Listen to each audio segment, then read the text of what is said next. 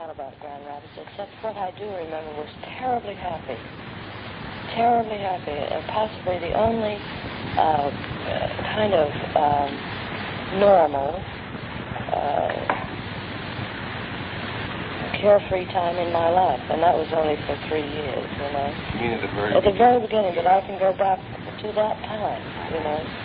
And I remember my mother and father. My father, you know, owned the Rialto Theater, a little theater called the Rialto Theater in Grand Rapids, and we had a lovely house, and he was very successful. What had happened is he had married my mother, and then when they found they were going to have a family, they had settled down in Grand Rapids, and he bought a theater. And my mother used to play the piano at the theater sometimes, you know, and my dad would hire someone else to play the piano for silent movies. And we lived in a white house with a garden.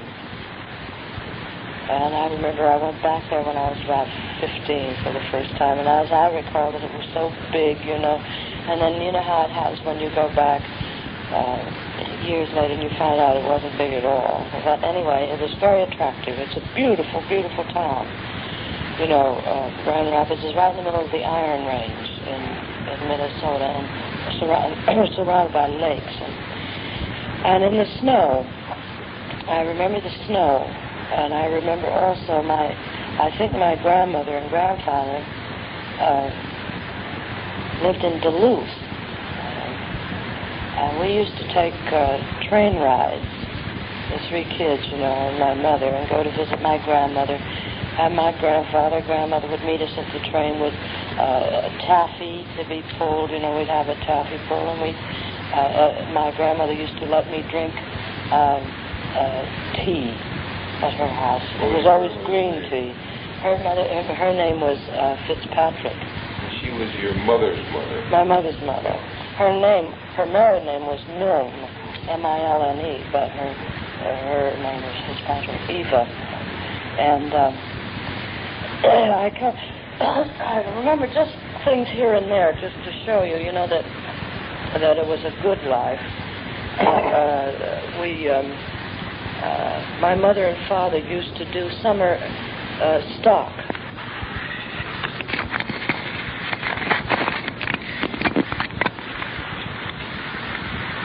For communities, you know. And my mother and father were very, very happy there. How old were you at this particular I was 1, 2, 3, you know, I'm just trying to think of vague things, because I know the beginning of my life was terribly happy. Right, good. Now let's stop for a second, go back and see how this started. All right? Yeah. All right. Go ahead. That's marvelous. I think it's better to just sort of talk and try to get a picture of it. Yeah, you get a whole It was and there was a lake, I remember, a lake Pokegama. Pokegama. Who knows? One of those Indian names, Pokegama. P-U-K-E-G-M-M-M, you know. We don't have to spell it. And we used to go in the summertime. I can remember vaguely, I can remember my father and mother taking the 3 girls to swim at Lake Pokegama. Yeah. And I remember one time I couldn't swim, and my older sister, I think it was Mary Jane, who was Susie, you know, or Jimmy, carried me out in the water and stumbled and dropped me, and there was a great fuss because I, was scared, and I got wet, and the whole family gathered around. We were really a devoted, happy family, you know. And we used to play. Now, my 2 older sisters used to steal cherries. There was one man who grew cherries someplace in the summertime, and they'd take their wagon. You know, they had a wagon, and they'd go and steal cherries. You see, and that was a terrific. Pokegama was only maybe 20 minutes from town. You know. And some people had cottages on the lake. As I recall, it was 20. I don't know. You'll have to check, you know. But that's still the place in Grand Rapids where people go. And anyway, they'd steal the cherries, and one night they got stuck with me. They had to take care of me, so they took me with them. And I guess I was awfully little because I couldn't walk too well, you know. and I was just barely sort of walking. And they got all the cherries in the wagon, and the fellow came out and yelled at them. So they just slammed me in the wagon on top of the cherries in front of them. And I looked like a cherry tart when I got home. But then sometimes in the winter, when my dad would be at the theater and my mother would be playing the piano, we'd go out into the snow, and I remember there always was a great big can of Thompson's malted milk, I think was the name of it. And it was just stuff you mixed in milk, malt, chocolate malt. And my older sister took care of her two younger sisters, and we'd go out in the snow and we'd make angels, we'd lie down and you'd do this with your arms like a bird, and then you get up and it looks like an angel. And then we'd all go into the house and we'd have hot milk and that Thompson's cocoa, and I just adored that, And everything I can remember about Grand Rapids had charm and gaiety, And I remember the first time I can remember singing,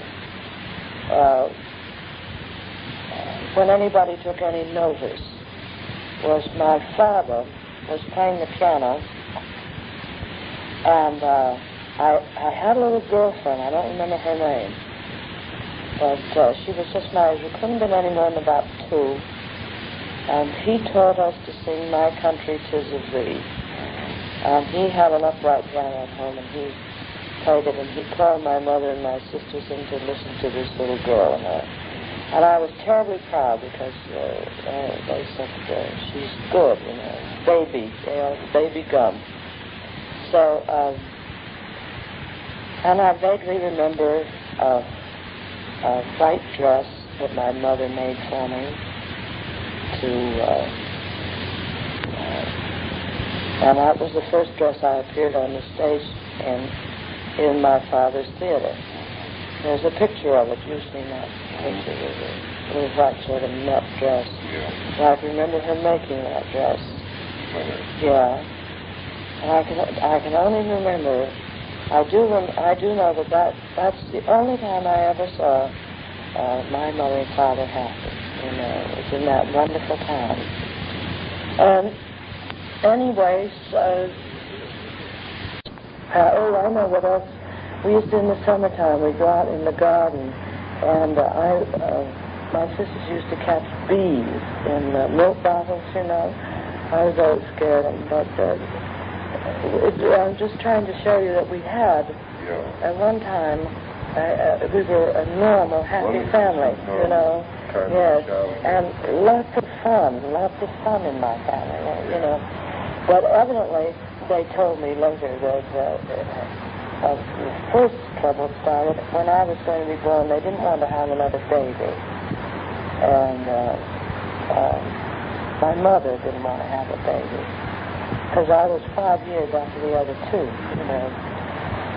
And there was a lot of dissension about that because my father wanted her to have a baby and she didn't want to have a baby. So there was a lot of tension. But after I was born, I think they were planning on a boy. At least they had to have another one. They wanted a boy, but it was another girl. And then things got all right again, evidently, because what I recall was lovely. Yeah. The only thing I recall was very painful when I was little in Grand Rapids was terrible ear trouble. I lived my life with earaches, And I'd have to go to the doctor, and in those days they lanced your ears, and they didn't give you anything for it, and they just held you down and put a knife, and lanced your ears, and you'd scream bloody murder, And then I used to sit at home with great socks full of silk. Okay. So anyway, I remember sitting on a couch an awful lot of the time when I was very little with hot salt over my ears. They'd take socks. Yeah. That was an old remedy, and they'd fill the socks with salt, and then they'd heat them, and they'd hang 2 socks over your ears. You looked like a Cocker Spaniel, Yeah. And I did have a little trouble with hearing when I was a kid because of so much ear trouble. And that's the only kind of unpleasant, it's the only unpleasant thing I can remember there. Everything else was really lovely, you know. Did you live in Grand Rapids? We left there when I was almost 3, between 2 and 3. So, I remember once too, my 2 sisters, they had a they had a pet bird that died.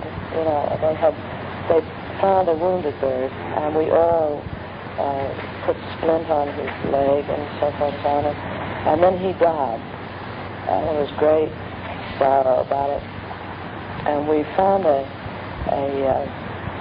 cigar box, and we put tinfoil, and we had a long funeral procession out in the garden, and we all wore hats, and they put my mother's hat on me, you know, we wore things, and we had a beautiful funeral for this bird. And we were very thrilled that we'd given the bird a good summer. And we went back in the house, and my aunt came over, I think from Duluth. She lived with my grandmother. And we were so disappointed that she'd missed the funeral that we dug the bird up again and buried them all again. Stop it for a second. Yeah. I think the reason I can remember so many of these things in such a short, comparatively space of time, and so early in my life, was it was the only tranquil, happy time my family and I ever had, you know. So naturally, I imagine I treasured those and so unconsciously sort of kept them, you know, with me. And such things, because it was so delightful. It was really delightful, you know. Yeah. It was the beginning of the pattern of a kind of a life that you felt as a child that you was always going to have the rest of your life. That's right. And then when it started to be different, it probably started to shock your system. Probably, because I don't imagine I knew what was happening, really. You didn't know how to cope with it, you know, because there was all of a sudden began tension. And you had no awareness at this time of anything between your father and mother. Your father and mother were completely happy. My mother and father were divinely happy. They were madly in love with each other. Madly in love, and terribly attractive people. Yeah. Tell me about the way your father looked as you were growing. He was so handsome. He was so handsome, and he was funny, you know. He was a funny guy. And he could sing. He had a beautiful voice. Beautiful voice. My father had a beautiful voice. My mother had a pretty good voice. And my mother played very good piano. Your father played the piano too? No, my father played it, but badly. But he played badly, you know. Mother was the pianist and father was the singer. They both did a little of the other on the side. So you were brought up in this atmosphere of real happiness with music and singing and piano and all that kind of Yes, and my 2 sisters, every once in a while would go down and appear on the stage at my dad's theater, you know. And then, of course, the incident happened later on, the thing where you... when I was so... But first of all, let me just go on with this a little bit more. Because, I can remember wonderful things, you know. I can remember my first fight with my sisters when my sisters, you know, as older sisters will do, became impatient with me. And we were at my grandmother's house, and my aunt was there, and my 2 sisters came home from school, and they both had a candy bar. Wish I could remember the name of that. They had one of those nickel candy bars, you know. And I think they were a little tired of me by then because you know how any kid gets tired of dragging around her baby sister. Well, the minute they walked in the door, I started to yell, and I said, "Give me a bite of the candy." And they just didn't want to, you know. And my aunt came in, and she said, "Why, you 2 selfish girls, give your poor little baby sister a bite." And they threw the candy on the floor rather than give it to me. So my aunt locked them in the closet for a half an hour. Oh, and it was a big scene, you know. But all the fights and all of the fun were normal, and I can remember my sister going to school one day and laughing so. She was just a kid, just a baby herself. And so they'd had a fire drill, and she had a great big all-day sucker. And they had a fire drill, and a boy had tried to kiss her cheek on the fire, and she slammed him with her all-day sucker, and it stuck on his face. And then I remember snowball fights in the back of my grandmother's house. And I remember my older sister was just wonderful to me once, because they let me come out into the fight. They'd build fortresses, and they'd have one gang on one side and one on the other, behind the other fort, and they'd just, throw snowballs, and then you'd look up, and if anybody got popped with a snowball, it counted against you, I guess, and then they never let me in them. But finally my older sister one day said, well, you can come. So I got out into the snow with them, and I was so thrilled, to be with older kids, And I looked up once, and a kid named Bernard something or other threw a snowball with a rock in it, and it clonked me. Well, my sister took out after him and just beat the dickens out of him, and threw tin cans at him, and took me in her arms and put snow on my head and babied me, and it was really, now those are the kind of things I remember. Anyway, for such a mixed-up life later, it started out beautifully, And then at one point, I don't remember just how exactly my sisters would remember this, I imagine, there was a show at my dad's theater, and I was 2. And it was Christmas time, and I had this white dress that my mother made for me for something, but I was sitting on my grandmother's lap in the audience, and my 2 sisters were on the stage. And they were sort of old pros by then, they'd been appearing in that theater for years. And my grandmother pushed me off her lap and said, go on, get up on the stage. And so I went to my mother, who was in the pit. And, and asked her if I could sing. And she said, not tonight, but next week. Evidently they had these once a week. Then remember, that's how we went home and she made the white dress. And they taught me Jingle Bells to sing on the stage. So I remember going on the stage with a bell, a little bell, dinner bell, And all I did was run around in a circle, and I was supposed to sing Jingle Bells and get off, and everybody started sort of applaud, and I liked it, and I just stayed there and I sang one chorus after another. My mother was howling with laughter, but she kept playing, and my father was in the wings saying, come on, get up. And I couldn't hear my father. I guess I fell in love with the lights and the music and the whole thing, right? And anyway, they couldn't get me off. I must have sung about 9 choruses of Jingle Bells. My father finally came out and got me over his shoulder as I rang the bell, still singing Jingle Bells into the wings, and trying to get the laugh. And I was a big hit. So then it became the Gum Sisters, you see. The stuff for one day. There was a period of time. After that first appearance on the stage, there was evidently a trip that I can't recall too well. We visited California. We visited some of Mother's friends, Dad's friends by the name of Divine. I know their name was close Divine. And then we came back to Grand Rapids. Then my parents decided to move to California, so my daddy sold his theater. What was the name of the theater? The Rialto. The Rialto. Yeah. And we got in the car, and we always had an awful time with me because I always got car sick. So it was just a matter of stopping every hour or so I'd upchuck, and we'd go on. And it was such a bore. But we worked our way to California. You see, my mother and father went back to their original vaudeville act that they did before they bought the theater, Jack and Virginia Lee. And they booked themselves as Jack and Virginia Lee, and they booked us as the Gum Sisters, because 2 acts made more money than a family, So what we would do is we played these funny little theaters all across the country. In the country.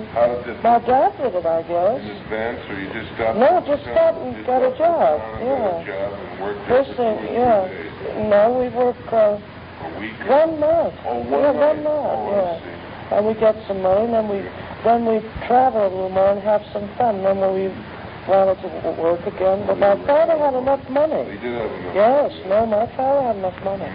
We did this just kind of for fun, How long did it take you? Do you remember that? No idea. No, I don't have any idea. Must have taken quite a while. I would think so. We didn't work a lot of places because, as I say, we were well taken care of. About how many engagements would you say you've worked? I haven't a clue. My sisters would remember that. Well, it doesn't matter. I don't think it's important to remember how many actually. We would get to a town that we thought looked good and that we might enjoy, and we'd go. My dad would go to the manager of the theater and say, "Look, I'm a theater owner too," and they had stage shows then, so we'd work in the stage show. And the 3 of us would go out and watch my mother and father, and we'd applaud my mother and father. Then when we go on, they go out and applaud us. And my mother used to sing a song, and that I've always wanted to record. And as long as I can remember, the one thing I remember about that trip was she'd come out and sing a song and play the piano. So I thought, I've been saving for a rainy day. That's the title of the chapter it's going to be. Oh, is it? The title, saving for a rainy day. And across the country. She sang it so well, and there was a recitative with it. Very sad kind of song. And every time I'd sit out in the audience and watch her, I'd just cry. It just broke my heart, And anyway, we finally got to Los Angeles. And as we were coming through Los Angeles, we drove through the Manhattan, place called Lancaster. And my father did mention that it would be a good place for a theater, because there weren't any around there. But anyway, we went on to Los Angeles, and from what I imagined, from what I can guess, he was looking for theaters, for a theater to buy. And we lived in places, I don't know just what district. It seems it was around Glendale. And we had a little turquoise stucco house, I know for a while. We were still very happy. And my mother and father were very, very happy. And for a while we lived not far from Melrose Avenue, across the street from the Divines. We had a little bungalow. That's where my sisters taught me to play jazz. And people who start out as children in show business, there's usually a mother in the background, We talk about that. But you never hear about the father. That's right. Really, stage fathers are the most nondescript, unheralded generation in the world. You never heard about Victor Rose Lee's father. No. Nobody's father. These children talked about his father. She always talked about her mother. Just her mother, They all never thought to fail. They're saying... Spooky Broad, New York. What's her name? That singer. Oh, God. She's got the monster mother of the world. She's in Destry. Gray. Oh, yeah. Dolores Gray. Dolores. There's a thing for you. And all those people, they all have a tremendous mother thing. I like to talk about your father, though. I think I like talk a little bit about him? Oh, well, I'd love to, because I didn't know my father very well because my mother dominated me, so, you know. And, of course, when I was young, very little, from the time we moved from Minnesota to California, I was two and a half or 3 years old, there was dissension in our home between my mother and father. And my mother always used me as a pawn with my father, you know. They'd have a fight. And I don't think anything in the world frightens a child more than my parents fighting. You know, it's all right if there's basic love in the home, then you can have a fight and the kids don't lose their security. But if there isn't any love between the two, then fighting becomes such an awful thing for a kid because his whole life is threatened.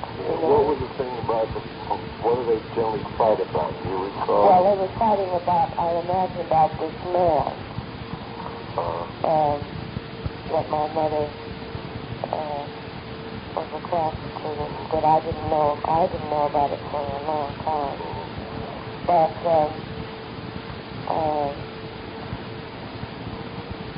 his name was Bill Gilmore. Where is he now? Heaven knows, I don't know. I know when my mother died, he didn't even send a posy or a flower. They were finally married, you know. Oh, they were married? Yes, that's my father died. But they were, I don't know what kind of relationship they had. I know it was very strange, but it went on for 12 years. At any rate, my mother and father would argue and fight, and she'd come in the middle of the night, you know, and wake me up and dress me and say, we're leaving Daddy, you know. And I'd say, well, how old were you? Oh, 2, 3, 4, 5, 6, all over it. And if ever I would say, I don't want to leave Daddy, you know, she'd make me feel terrible because she'd say I didn't love her, you know, and make me feel very, very guilty about loving my father. In the meantime, she left the other 2 girls with my father, and she would put me in the back seat of a car, wrap me up, and to get her frustration, release her frustration, she'd just drive hour after hour, 90 miles an hour, you know. Hell-bent for election around mountain curves and everything. And I was just terrified. And I don't think I ever went to bed at night without wondering whether I was going to be awakened and taken out in the night. And then she'd take me to Los Angeles where we'd register at a crummy hotel somewhere. This was when you were living up in Lancaster. And we'd stay there sometimes. I remember, well, the longest she ever stayed away, I think, was about 3 or 4 months. And what would you do during that time? Oh, I'd go around singing, and she'd take a job as a music teacher or singing teacher. She used to work in places or do what? Well, I used to during that period, my sisters would join us sometimes, and the 3 of us, if she got the 3 of us a job, my sisters would come and join us, and we'd work little places, little nightclubs around town, little joints. We'd work the Strand Theater in Long Beach. We always went there. The Hippodrome Theater down on Main Street, you know, where all the actors say they're working because they're breaking in a new act, and that isn't true. It's such a terrible place. You always use that as an excuse. I remember the rats backstage were so big we named them, you know, and That's where we worked on the bill with the man who threw up for an act. Oh, God. Yeah, Haji Ali was his name. And he came out with a big turban, you know, and his wife was his assistant, and he would swallow 27 hazelnuts and 1 walnut. And then he'd walk into the audience and let the audience tap his stomach, you know. And he'd come up on stage and he'd say, "Now, I will bring up the hazelnuts, and when you want me to bring up the walnut, just holler." So he'd bring them up one by one, and then somebody would say no, and he'd bring up the walnut. And finally, at the end of his act, he built a great big fire, and then he drank water, and on top of that, kerosene. So he'd build a fire, then he'd throw up the kerosene on it and make the fire enormous. Then the water would come up and put it out, and that was just phenomenal. And God help the actual operative if he ate any lunch that day. But we worked with all kinds of class acts like that. In the meantime, my father actually was a very good provider. But my mother just had this maniacal streak to be completely independent of him through her kids, you know. And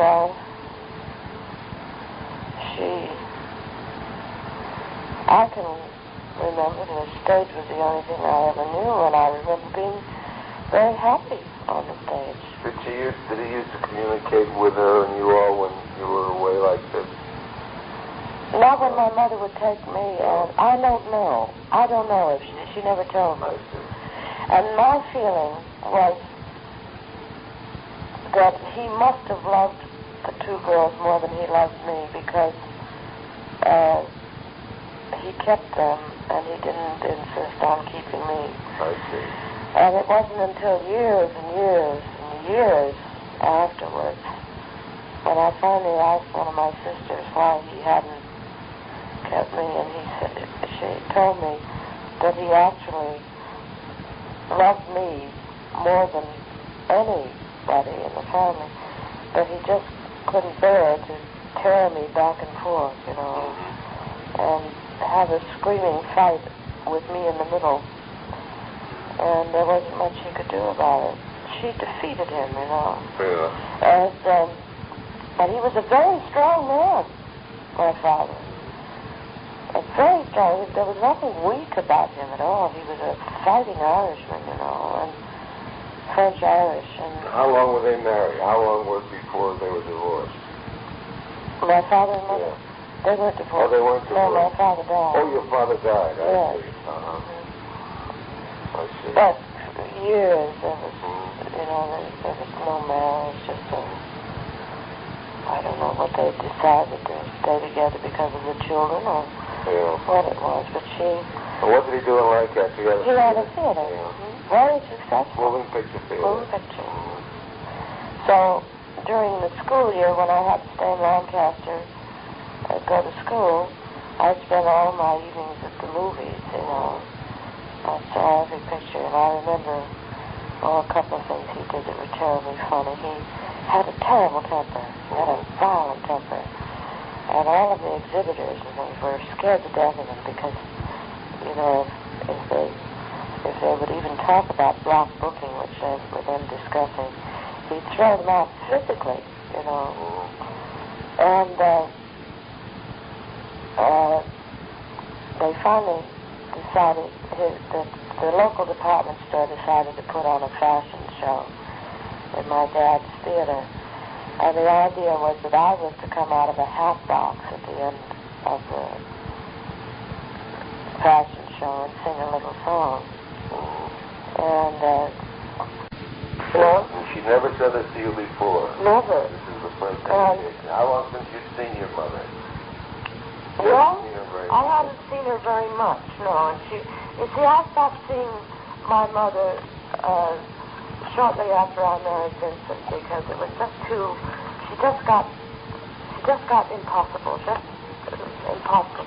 It was. I saw after I had the baby, she saw Liza a lot, and then it was just she just became so deeply neurotic that it made me ill to be around you. What did she do specifically? Well, things like that, and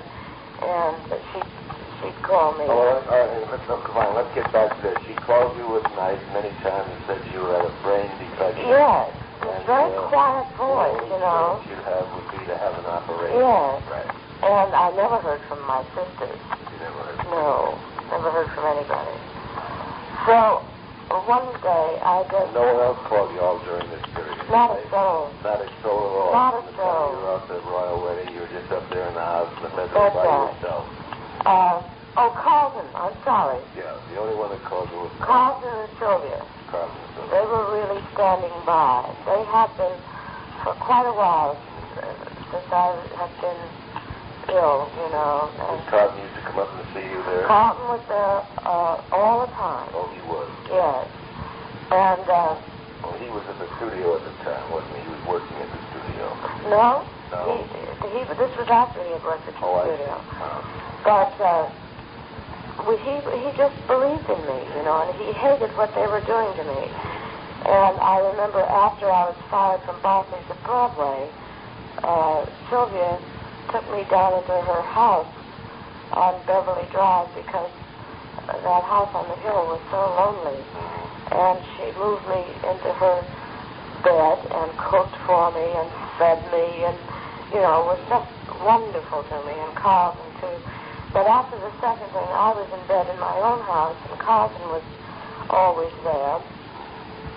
But when the press kept pounding away at me every day in the newspapers and on the front page, one day I just thought, between the calls from my mother, no help from my husband, no telephone calls from a soul, I just thought, I can't take anymore. So I, in a burst of complete irrationality, or however you pronounce it, irrationalness, or whatever you call it, I just...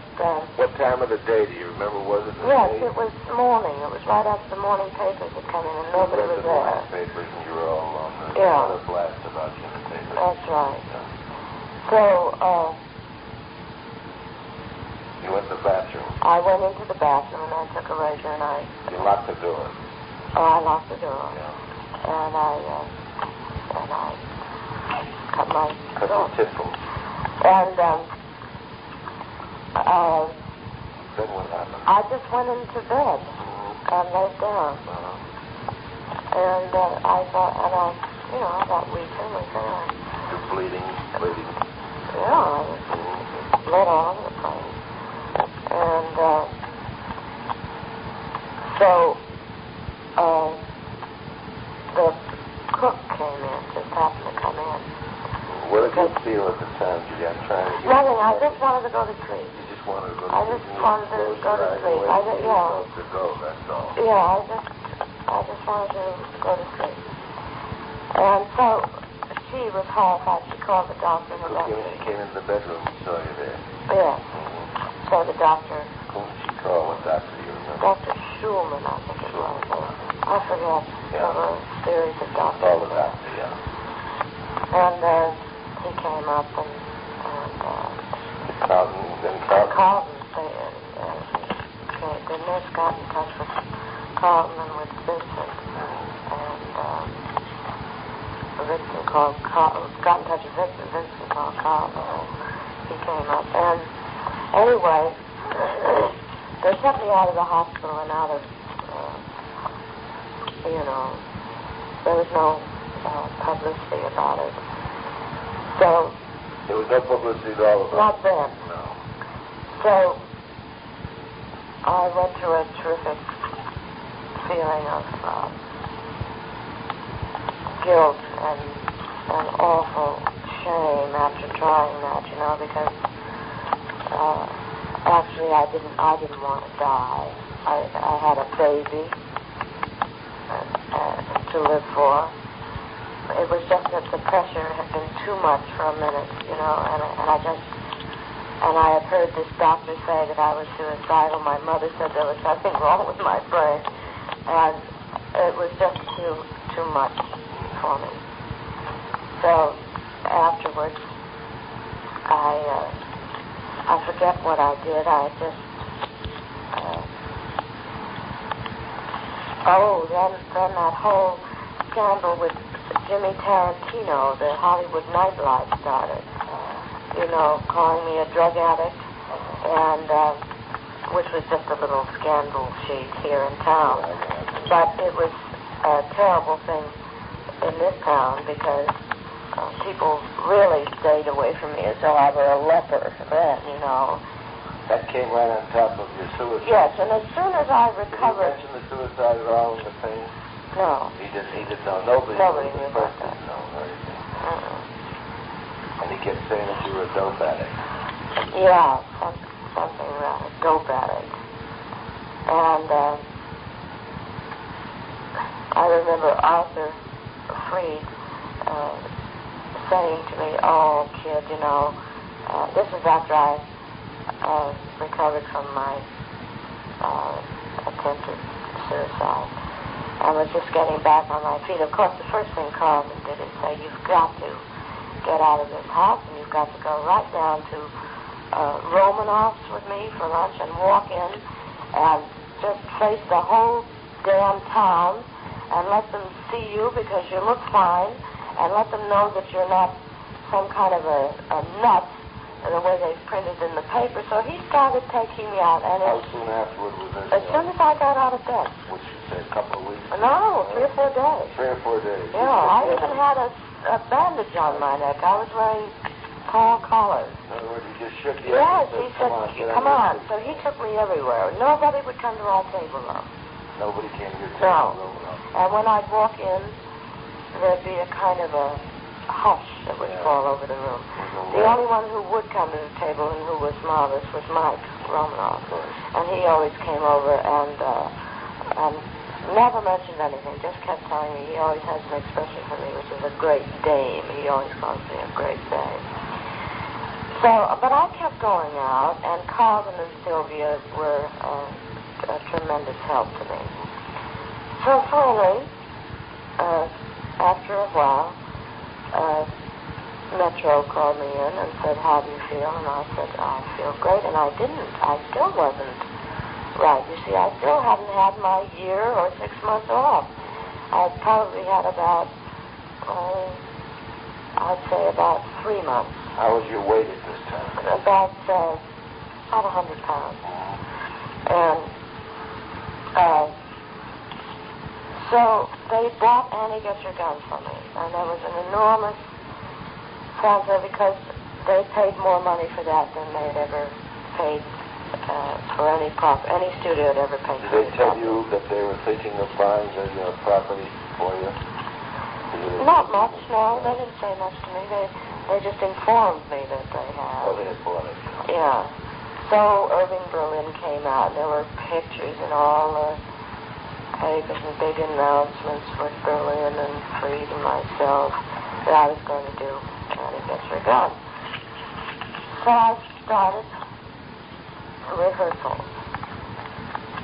And I was still very tired and a very distressed woman.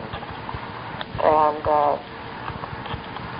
I remember I started to, the first thing that happened was I started to lose my hair. And my hairline started to recede badly. And, but I went through all the rehearsals and all the costume fittings. And unfortunately, they put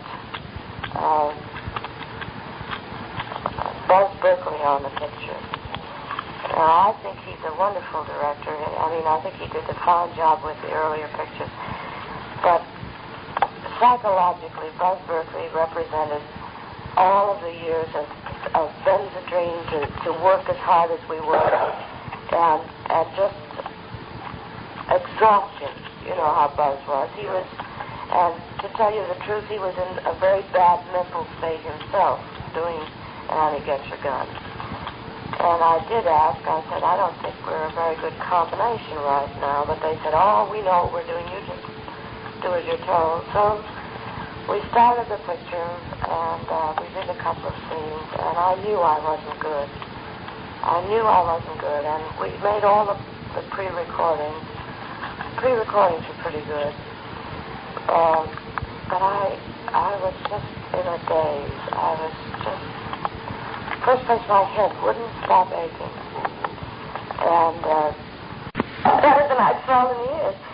So they called a new doctor in, Dr. Colby. And he walked in the room, and I was sitting there, very charming and really with the birds. And he took one look at me and decided on shock treatment for me. So I went through a series of 12 shock treatments, and it brought me out of it just fine. And after that, I went to, with a nurse and my baby and secretary, I went to Sun Valley for a week. Then I went to Lake Tahoe for a week. Then I came home, and then they brought Annie Getzer down Memphis. So, again, I had put on maybe 5 or 8 pounds, and again I was back on pills for Annie Getzer down and so forth. At any rate, I went through it, and we started to shoot, and I was very bad. I just wasn't good, and I knew it. I was really sort of pitiful because they had to keep putting black on my hairline because of my hair falling out so badly. And I had these heavy costumes on and trying to play a terribly funny role. But I just kept plugging away. And finally, I was doing a number called I'm an Indian Girl, I think is the name. Remember where they make her an Indian in the picture? And where the boys threw me around a lot. Bob Walton was directing it. And I started being late again, you know. And I just didn't know what the hell I was doing. I just didn't know. I was trying to take direction from both Buzz Berkeley and Bob Walton, and all of the music and the costumes and the chorus boys and everything just were confusing me, and I had this migraine headache constantly. So I went back to my dressing room one day for lunch, and they had evidently looked at the rushes, and I wasn't good, and I was being late, so they sent me another notice, dismissing me at noontime. Well, I really blew my top. I remember Les Peters and that rat just coming to the door and saying, "Here's a message for you," you know, and I opened it and read it and said, "Don't bother to report back to work after lunch because you're dismissed from the picture." And again, I rushed to the phone and tried to get everybody, and nobody was in their offices, you know. They would send these notices and then leave for their homes. Yeah. Or if they didn't leave for their homes, they'd leave word with their secretaries not to put me through, which is a very, very cruel thing to do, because it doesn't give you any chance to say, well, now, wait a minute, you know, if you'll give me a chance, maybe we can get this straightened out. No, just complete dismissal. And I knew that, again, I was really in for a public beating, and I got a hell of a one, a terrible one, because this was the third time. And this time, the studio just said to the paper, she's finished. So I knew if I stayed around this town that I'd really go mad. In the meantime, Vincent never did anything. Never did anything. Was he directing a picture? Oh, I don't know what he was doing. Directing pictures or just nothing. I don't know. And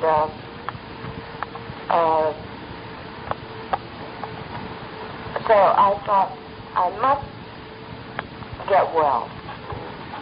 I must.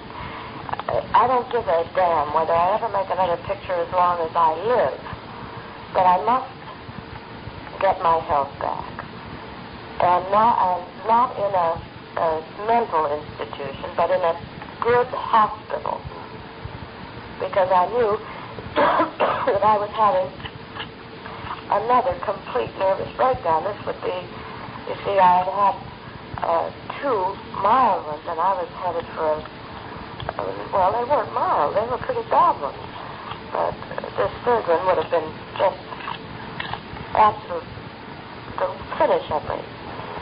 So I got a hold of Jessie Marmiston, a doctor, a woman doctor, and she's at UCLA. She started the whole medical center at UCLA. She's a wonderful doctor. And I asked her to recommend a place where I could go to get well. And she told me the Peter Van Brigham Hospital in Boston was a marvelous place. Well, I didn't have any money, and each time that I was taken off of a picture, naturally I was put on suspension, you know. So I've been put on suspension, so I haven't made any money at all in that year, and no one had ever saved any money for me in all my life. So I didn't have any money to go, and I thought, well, at first I had gone to Louis Mayer and pled with him to put me back in the picture. How soon after you were placed in the picture did you do this? About a week. You went to his office? No, I went to his home. You went to his home. And who was there? Just you and he? Just a cousin. You, cousin. And I pleaded him to go back on the picture, and he said that he would be willing to take a chance. That he called, and Dory Sherry said no. And they put Dory was in the studio at that time. So they put Betty Hutton in the picture, and then I decided to go to Boston. And I didn't have the money, and I thought, well, after so many years at Metro, perhaps they'll lend me the money to get well, and I can, when I do get well, I can go back to work decently and pay them back. So I went to Louis Mayer's office and told him that I felt I had to go to Boston. And he agreed, and Jessie Marmiston was there, who was a great friend of his, and told him. She went with you? Yes, and Carl. And he said, by all means, he said, that's the least we can do for you, is to pay for your hospital bills. And this bank in New York first, naturally to clear it. So he picked up the phone, all confident, talked to McSkank, and he put the phone down and he said, Mr. Skank suggests that you go to a charity hospital because we're not in the business in the money lending business. So he just looked at me, I'll never forget what he said. He said, if they'll do this to you, they'll do it to me too. That's what he said? Yes. If they do this to you, and shortly afterwards, they did give him an awful beating, But anyway, he said that he was so ashamed of their attitude that he personally would pay for whatever expenses I had. So I left for Boston with Carl. And he advanced you some money? Or he said he would take care of it? He just said he got the train tickets for Carlton and myself. And because Carlton was still standing by, and said he would go with me to Boston so I wouldn't have to go all by myself. And so and he said, just send all your bills to me. So we went to the Ritz-Carlton in Boston and got a small room for Carlton, and then I checked into the hospital. And I had to, the whole thing is that they... Did he arrange to pay Carlton? Was Carlton getting any salary or anything? No. Was paying expenses? He just was doing it gratuitously. Carlton never got anything. Never got anything for all of this. But anyway, I checked in at the hospital, and I'll never forget, there were about 2 weeks of tests to be made. They wanted to get a complete checkup first. And in the meantime, they told me, first crack off the bat, that I must learn to eat. That I had to learn to eat. And I had to learn to sleep. So they put me on a diet of 3 big meals a day. And lights out at 9 o'clock at night, whether I slept or not. And they said sooner or later you'll get into the habit of eating and sleeping. So this started immediately. In the meantime, all of these tests had to be made. So nobody called except Finklehoffe called and sent flowers every day and stuff like that. It was very sweet, as he is with all sick people. And being sick himself. I wouldn't put that in the No, I'm just kidding. No. But anyway, he was very kind. He sent he sent a record player and records and flowers and bed jackets and perfume and all kinds. He was the only one. Yes, and he called every day. He called every day, sent flowers every day. Yeah. Every day. Marvelous. Yeah, it was nice. I'm delighted to hear that. And he said as soon as the doctors would allow, he would fly to Boston with some friends of mine to visit me. So that kind of kept me going. He was always very funny on the phone and everything. So they had to take tests. Well, it turns out that everything was good. My liver was fine. My blood was fine. My heart was fine.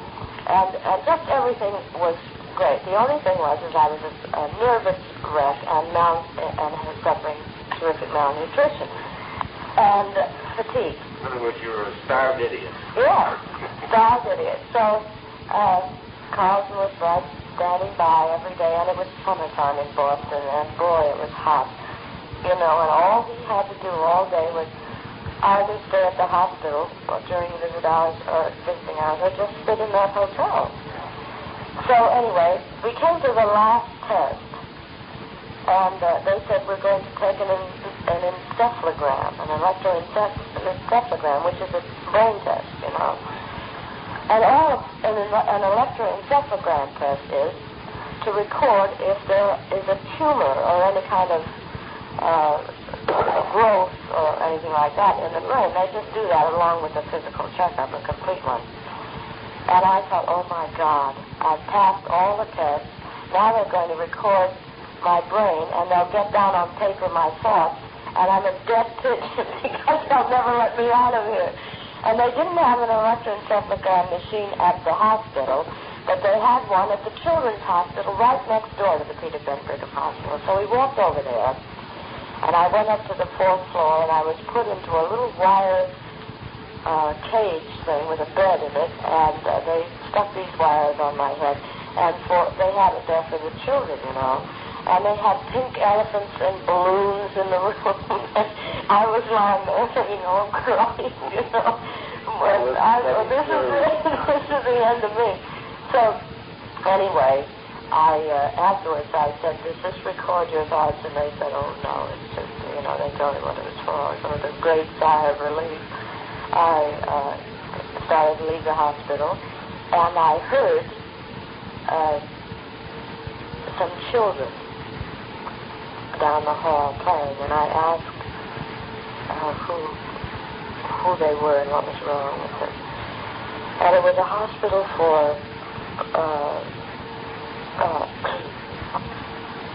mentally retarded children, little children on the top floor, mentally retarded. And then the rest of the hospital was more or less dedicated to rheumatic fever children.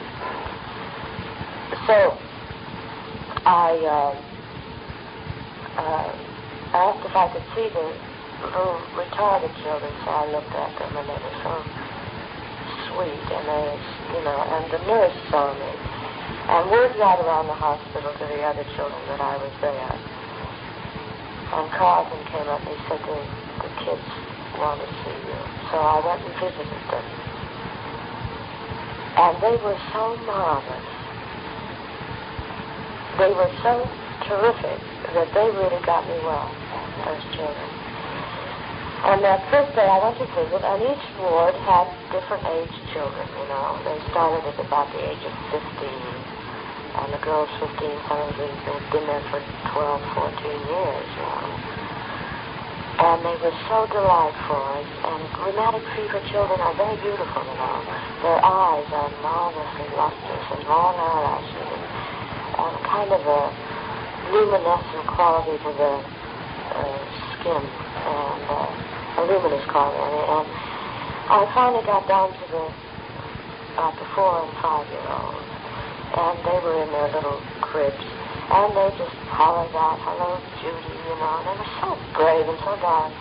And there was this one little child in the corner who looked at me, but she got all curled up in her bed and backed off into the corner of her bed. And I went to each child, and I talked to each one, and I asked the nurse what seemed to be wrong with the little girl who had such a frightened look. How old was she? Oh, 5. And they said that she had come from a family of 8 children who were all healthy. And the family was very ignorant, and they had hated her for her illness, and rejected her and beaten her up and everything because she was weak and sick. And she had stopped talking. And she hadn't talked for a couple of years. And they didn't know what to do to get her to talk. So I said, well, I'll just go over and visit with her. And for some reason, I just didn't ask her any questions. I didn't say, "Hello, how are you?" or "What's your name?" or anything. I just sat down on her bed and started to talk to her. And I told her that I was at the Finklehoffe Hospital, and I told her about my little girl, and just a lot of things like that. And I went to the next child and so forth, and I left. Well, I went back to the hospital every day. How long was this? As long as I was in Boston. How long in Boston? I was in Boston about 3.5 months or 4 months. And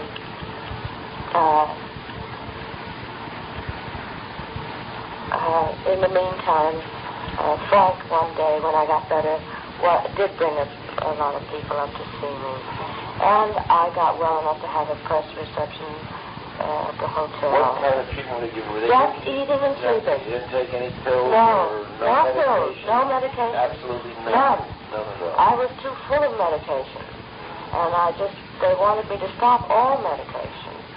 And these migraine headaches were from malnutrition, Betadine, and sleeping tablets. From trying to keep up with a schedule, it was impossible for me. So I finally did learn to sleep. After a while, I would go to sleep when I turned the lights out at night. And I learned to eat, and naturally started to put on weight. And they were delighted. So Frank came up and brought some friends, and I had a press reception at the hotel. And then Sylvia and her little boy, she was doing summer stock in through New England, and they came to the hotel. And finally the hospital said that I could go out now and then for the weekend. So how long after you arrived was this done? Oh, well, it was about 4 months actually. Oh, after about 4 months they said you could go out then? I could go out. You were not staying in the hospital all the time? Oh, yes, all the time. So we, with Sylvia and Carl... You ever hear from your mother at all? No. Your sisters? No. Nobody. How about Vincent? Oh, I heard from him. Yeah. But he finally... we would go on visits for the weekend. We'd go to different people's houses. I forget who they were. Very sort of wealthy people around Boston. And it was delightful. And they finally said that I could go on a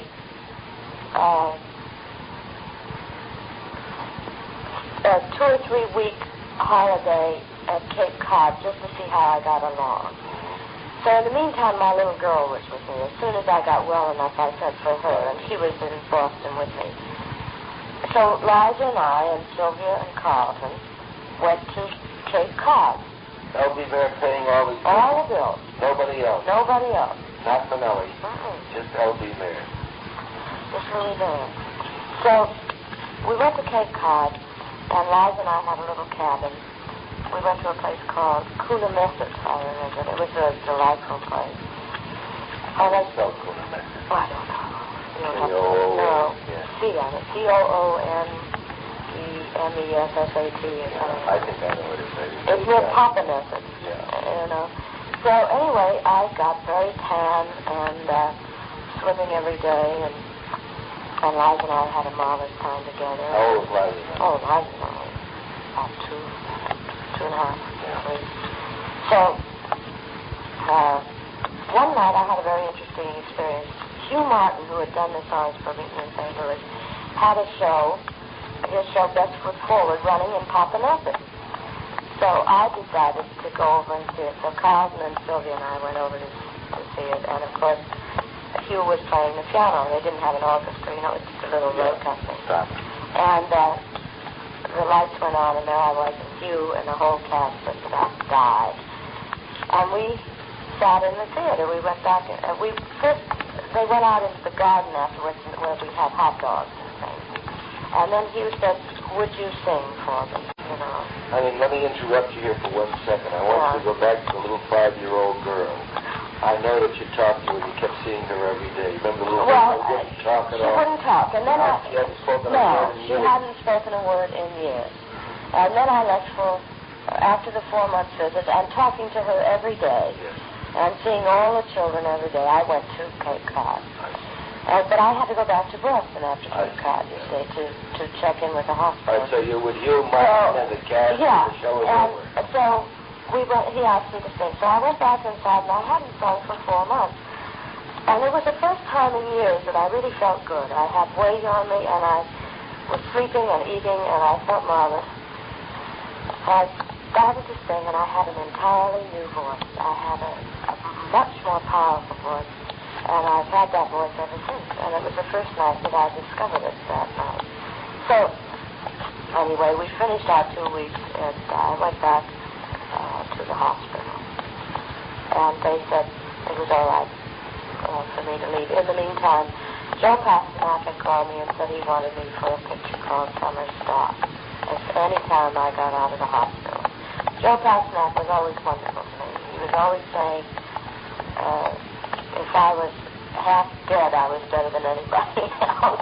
And any time that Freed would let me go, he'd use me in anything if I would just work with him. And he called me on the phone and said he wanted me for Summer Stock. Well, nobody had called me. And I was rather pleased. So I said I'd be back, and as soon as I came back, I would do it. So I went to see the children to say goodbye to them. And they knew that I was coming to say goodbye. And they were all of them had lipstick and lipstick on and their hair fixed, you know, the older ones. And each child had a little tiny bouquet of flowers from me. And it was very touching. And I finally got to the last ward where my little silent child was. And I went in to say goodbye. Do you remember? No, I don't remember. But I went to each child. I finally got to her, and I sat down on the bed, and she was just staring at me. And all the kids were saying, goodbye, Judy, you know. And I was so grateful to these children because they had really made me well in those 4 months that I was there. So I got to her, and I said, now, goodbye, and I hope you feel fine. And she suddenly just jumped up on her knees, and she just, at the top of her lungs, she just said, Judy, and she started to cry with her arms around my neck. Her arms were clamped around my neck, and she just started to talk, and she talked and talked and talked and talked and talked, you know. Didn't make one bit of sense. Just don't leave, and my mother, and just everything, you know. But kept saying, don't leave, you know. So everybody was crying. The nurses were crying, and I was crying, and this child was just talking at the top of her lungs. Talk, you know. Didn't make one bit of sense. Just don't leave, and my mother, and just everything, you know. But kept saying, don't leave, you know. So everybody was crying. The nurses were crying, and I was crying, and this child was just talking at the top of her lungs. And I was holding on to her and rocking her. So Carlton came in, and he was weeping. And he said, we've got to go. We'll miss the train. And I said, we'll just have to miss the train. I'm not going to leave this child right now. So while she's talking. So we missed the train, and I stayed with her, for a couple of hours while she talked. And finally she calmed down. She talked constantly? Just talked for 2 hours. Just talked. And finally she started to calm down, and I think they gave her a little sedative of some kind, very mild, and she started to get a little sleepy, and I said, now I have to leave, because I have to go back and make a movie. must promise me something. Because she kept saying, I love you, you know. And I said, if you love me, you must promise me to talk to the nurses, because they love you very much, too. So all the nurses came over, and each one, I made her talk to each one of them, you know. And I waited until she went to sleep, and then I left. And all the kids were hanging out of the window at the hospital, yelling to me as I drove away. And I guess it was one of the great moments in my life when that child spoke like that. And I felt that I didn't give a goddamn how many pictures I'd been fired from or how much humiliation. I had done a human being some good, you know. And I felt on top of the world, really. And the nurses called afterwards and kept in touch with me. And she progressed. Waved goodbye to you hanging out the window as you went away. Yeah, and that was the end of the book. Okay, we're on. But when I went to London, I must say I had one thing in the back of my mind, and that was that perhaps I'd get to meet Robert Donat, who had been my idol for so many years. And when I was, I guess, about 11 or 12 years old, I worked in a movie house in Detroit where they were running the picture, The Count of Monte Cristo. And I used to sit in the wings and watch movies, you know. You know how, at that angle, how they must have looked. And I just fell madly in love with Robert Donat.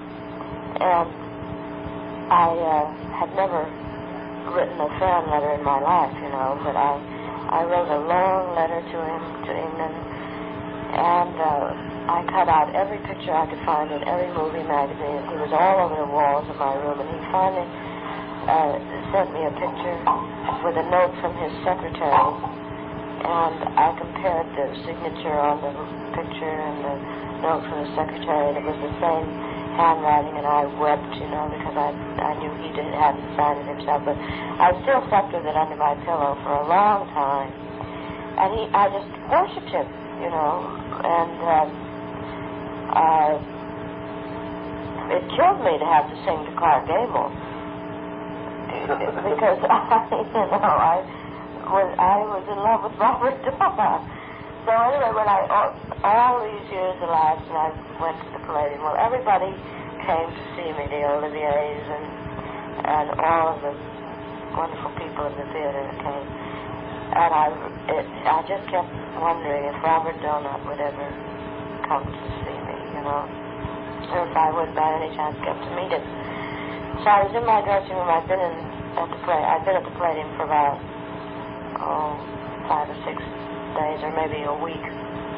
And there was a knock on the door, and I went to the door, and there was a liveried chauffeur with a note for me, a letter for me.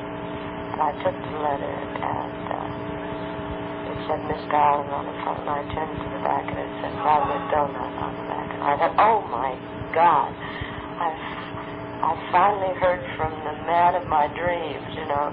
So I rushed into the little private room in my dressing room suite and locked the door, and I was sure that he had seen the show and was going to tell me that he liked it or that he wanted to come and see it or something.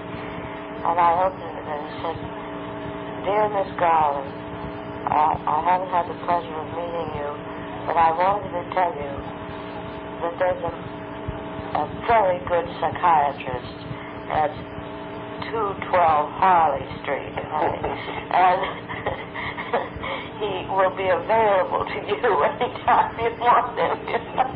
And that's all. It just let it be known that he thought I was absolutely nuts, and had arranged for me to have help. And I didn't know. The chauffeur said he was waiting for an answer.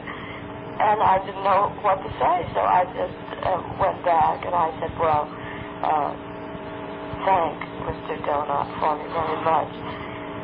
And I didn't have the guts to write a note and say, look, how dare you, you know. I was too in love with him. So, anyway, I went back to the hotel, and about 2 days later, he had written in the letter that he was working on a movie, and I forget the name of it. So 2 days later, I was asleep in the morning at the hotel, and the phone rang, and I, very sleepily, said hello, and I heard this voice that I'd been hypnotized by, you know, for all of my life, practically. And he said, Miss Garland there? And I said, yes. And he said, Mr. Donut here. And I just went to pieces, hearing his voice, you know. And I said, oh, hello. And he said, well, I'm rather worried because I have to go out of town on location until Thursday. Do you think you can hold on until then? And I, being the spineless idiot that I am, said, well, I hope so, but I'm not sure. I just didn't want to disappoint him and have him think I was sane, because he was being so helpful and so sweet, you know, and so convinced that I was a real case that I think it would have depressed him. So, and I never talked to him after that. I never got to meet him or anything. And he went to location, and that was the end of it? Well, he left word when he came back. He called the theater, had his secretary call my man in the dressing room that he was back from location. And that's all. He never came to the show, right? Oh, that's funny. How to meet the man of your dreams. Yes.